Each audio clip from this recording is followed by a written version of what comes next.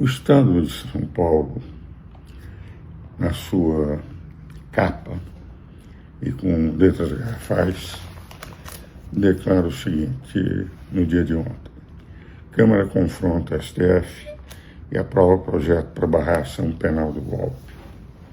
Com 315 deputados, 640, apenas 143 votando contra. É uma resolução.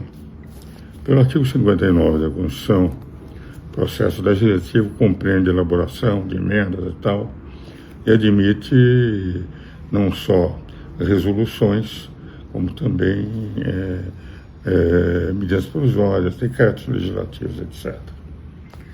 Pois, segundo o jornal, seria um projeto de resolução aprovado por 315 dos 513 deputados da Câmara dos Deputados. Os jornais dizem que o Supremo não concordará.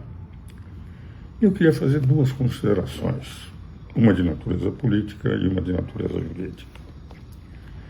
Também diz a Constituição, que o artigo 49, inciso 11, o Supremo não pode legislar, que é competência exclusiva do Congresso Nacional, zelar pela sua competência normativa perante os outros poderes, perante o Judiciário, perante o Executivo. Competência exclusiva do Supremo. No artigo 102 declara, no Legislativo, o artigo 102 declara que a função dele é ser guardião da Constituição. Não legislador complementar, nem legislador ordinário, nem legislador de leis complementares. Vale dizer, nós tivemos diversas invasões da competência pelo Supremo Tribunal Federal. No caso da anencefalia, o artigo 128 do Código Penal só permite dois tipos de aborto. O aborto eugênico não está previsto, eles criaram uma terceira hipótese. O próprio casamento de pessoas do mesmo sexo, não tem nenhum preconceito contra qualquer tipo de opção sexual, tem a minha concepção, mas respeito a opinião dos outros. Mas eu vi a discussão no Supremo, no Congresso Nacional, o artigo 226 diz que casamento teria que ser entre homem e mulher. É isso que está. Expressão homem e mulher. E foi discutido se poderia dar durante a Constituinte, e os constituintes negaram. Veio o Supremo, concordou com a matéria exclusiva do Congresso Nacional. O que vale dizer, legislou em nome do Congresso Nacional, também não respeitando a Constituição.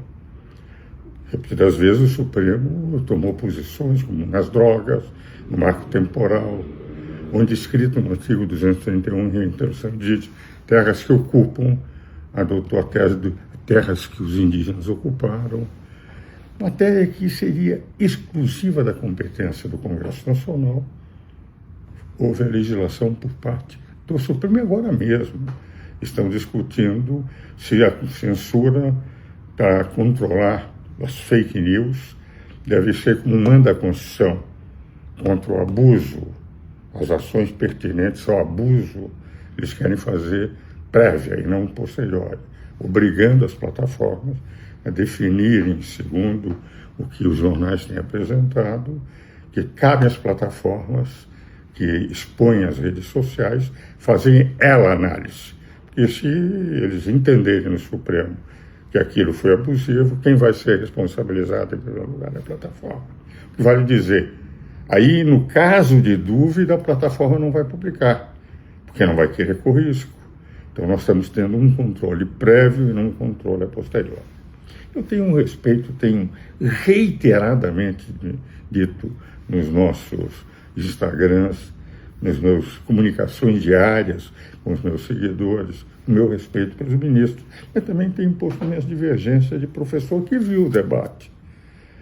Se eles verificarem queria até que mostrasse aqueles 15 volumes lá, são os comentários que eu e o Celso fizemos da Constituição, que eu vi, participei de audiências públicas e vi o que os constituintes queriam, discuti algumas disposições que lá estão foram sugestões minhas aceitas pelos constituintes, inclusive com um único adverso, só veio o Código Tributário Nacional, e na redação da Comissão de Sistematização, metade do código caía fora, quando eles criaram números clausos para as hipóteses de lei complementar, e eu transformei em hipótese, uma lista não taxativa, mas exemplificativa, ao colocar o advérbio especialmente.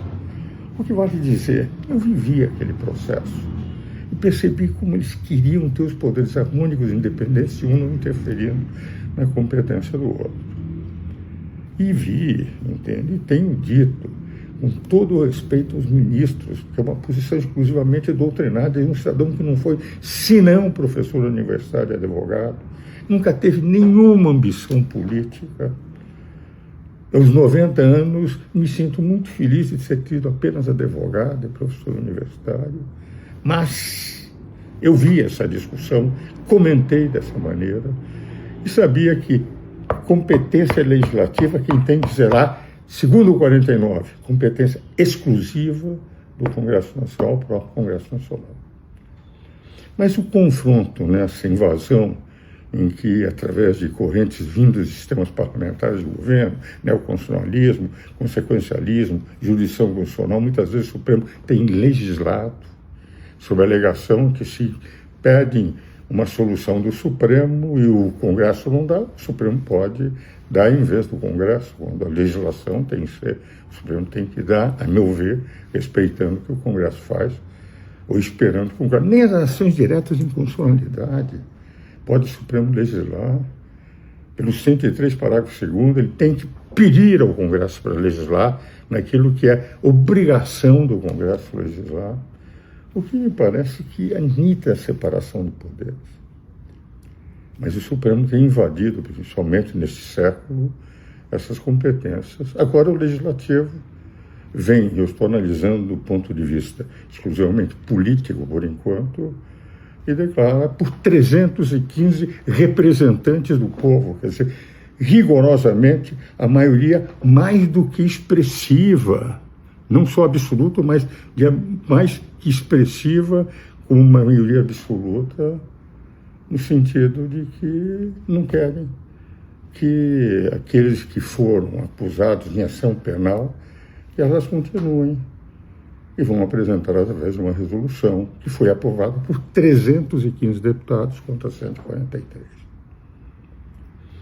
Agora, há um confronto, a meu ver, que foi indiscutivelmente provocado por essa doutrina que o Supremo aceitou, vindo de sistemas parlamentares de governo, e que tem provocado esse conflito permanente, inclusive quando os ministros, no meu tempo em que eu frequentava mais ativamente Brasília, em que os ministros saíam nos congressos sem segurança nenhuma, eles são hoje obrigados a sair com segurança. Se agride, inclusive, muitas vezes, nas sessões de sessão, coisa que nunca vi. Eu vi debates entre o Moreira Alves e o Cordeiro Guerra, em que tinha a impressão que os dois, nos debates com todos, saíam abraçados, porque a discussão era exclusivamente elegante de um lado e uma discussão doutrinária de outro.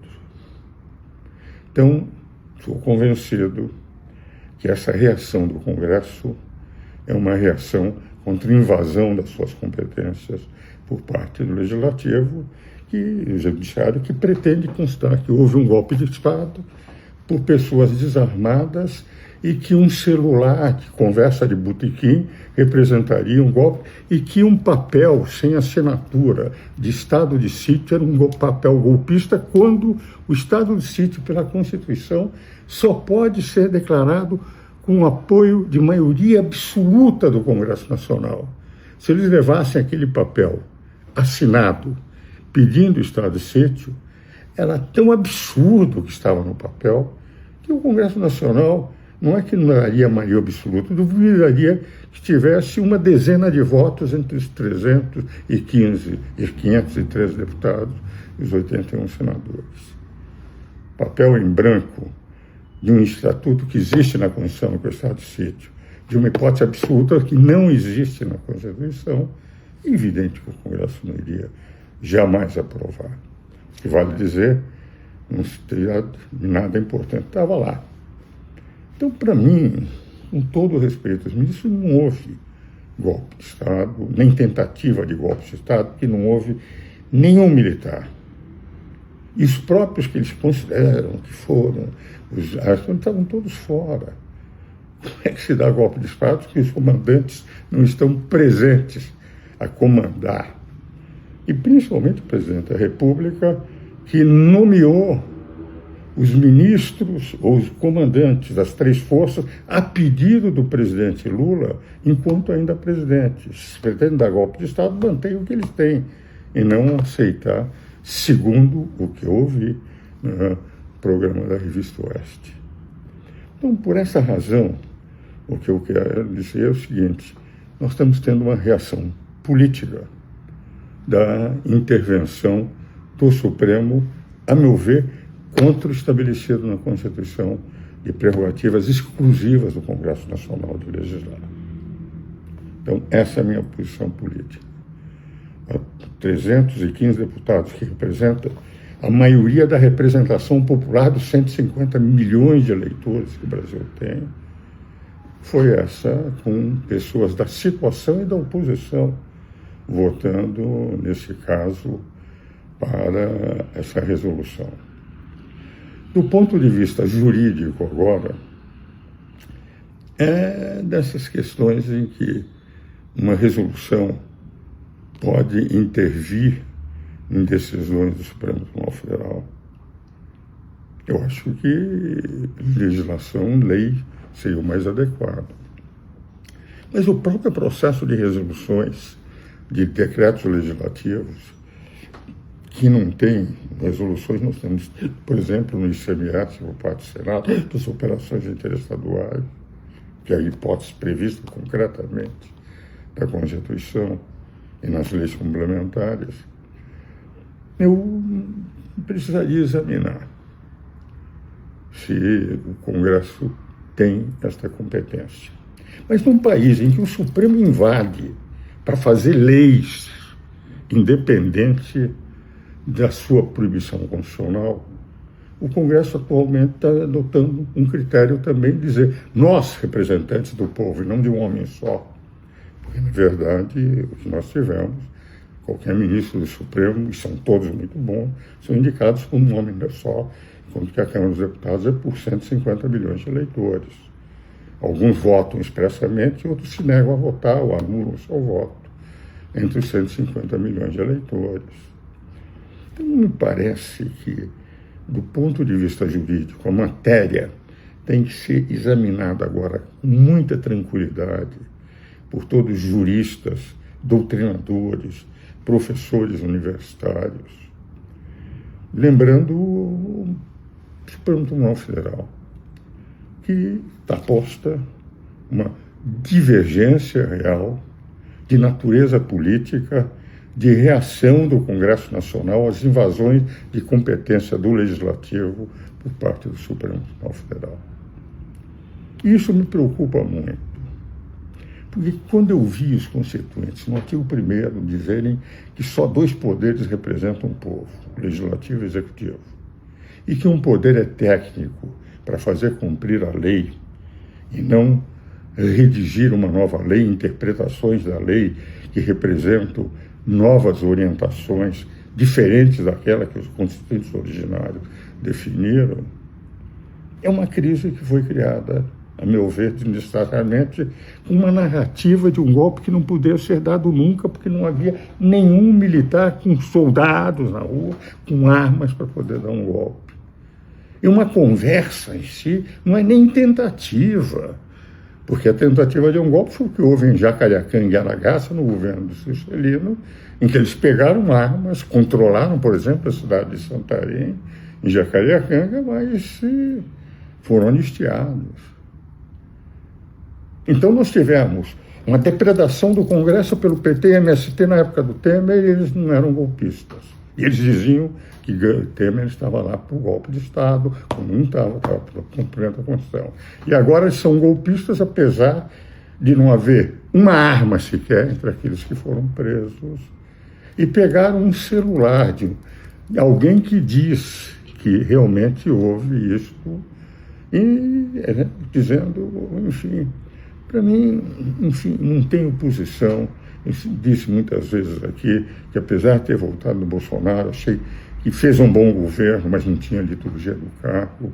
Muitas vezes não teve, como fazia o Fernando Henrique, o Michel Temer, os dois tinham liturgia do cargo, enquanto o presidente Bolsonaro, que fez um bom governo, não tinha liturgia do cargo. Mas eu votei nele porque era uma pessoa muito melhor e fez um bom governo, deixou 54 bilhões de reais para o presidente Lula, que só deu déficit em 23 a 24.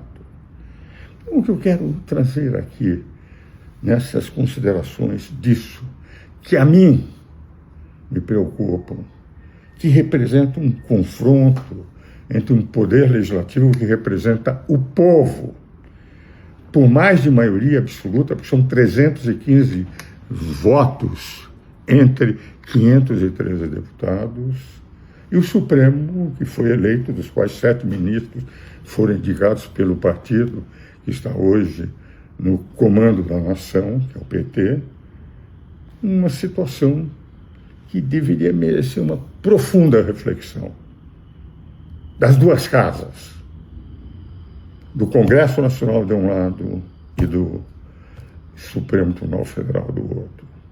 Aquilo que eu venho batendo no meu Instagram. Se nós não pensarmos num processo de pacificação nacional, desses conflitos que fazem com que a credibilidade do Supremo, segundo as opiniões das pesquisas, tem caído, e a sensação de insegurança que nós estamos tendo no país, apesar de dizerem que estão defendendo a democracia, mesmo no exterior se percebe, na Europa, nos Estados Unidos, em países democráticos, de que entendem que no Brasil há presos políticos, a censura política, a censura de imprensa. Embora estou convencido pela honestidade, pela integridade moral, pela competência dos ministros, de que eles estão convencidos das teses que estão defendendo, mas não são as teses que o povo quer. E é o que acontece agora nessa. E a própria conversa que tem os ministros do Supremo, segundo os jornais, com o Alcolumbre, presidente do Senado, para fazer um projeto de redução, que as penas são exageradas, é o reconhecimento que condenaram exageradamente. Senão os jornais não diriam que eles estão dando apoio a um projeto que a Alcolumbre quer lançar para tentar amenizar aquelas penas dadas rigorosas, mais do que de corruptores, de traficantes, de pessoas que cometeram estes crimes muito maiores.